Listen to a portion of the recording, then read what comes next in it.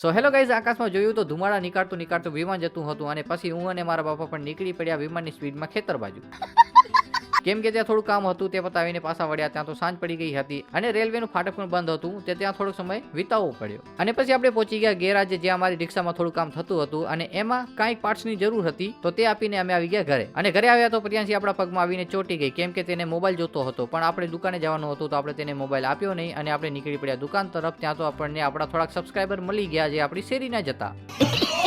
અને પછી આપણે હનુમાન દાદાના મંદિર તરફ અંધારામાં કોઈક બેઠું દેખાણું. ત્યાં જઈને આપણે લાઈટ કરી. અરે આ તો સુનિલ અને વિનો હતા, જે ફ્રી ફાયર રમતા હતા. અને ત્યાંથી ઘરે આવીને જોયું તો આપણા ઘરે મહેમાન આવ્યા હતા, જે હતા મારા ભાઈના સસરા અને સાળા, જે જતા હતા મુંબઈ અને તે પોતાની સાથે આ બેગ લઈ જતા હતા. તો ફટાફટ આ બેગને ઓપન કરીને જોયું તો તેમાંથી નીકળ્યો આ બેટ. અને પછી આપણને લેવા રાજ આવ્યો હતો અને પછી આપણે પહોંચી ગયા તેના સિંગિંગ સ્ટુડિયો, કેમ કે રાજ એક ગુજરાતી સિંગર છે અને તેના સ્ટુડિયોમાં જઈને સૌથી પહેલા તેના પપ્પાનું એક સોંગ રેકોર્ડ કર્યું.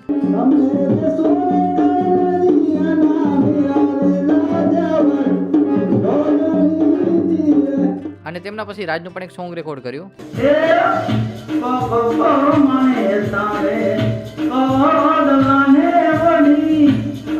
અને આપણે પણ એક સોંગ ગાવાનું ટ્રાય કર્યું. પણ આપણો વોઇસ એટલો સારો નથી, એ મને પણ ખબર છે. અને આ તો ખાલી પ્રેક્ટિસ છે, કેમ કે અમે સ્ટુડિયોનું કામ શીખીએ છીએ. તો આજના મિની વ્લોગમાં આટલું જ. વ્લોગ સારો લાગ્યો હોય તો લાઇક, શેર અને ફોલો કરવાનું ભૂલતા નહીં.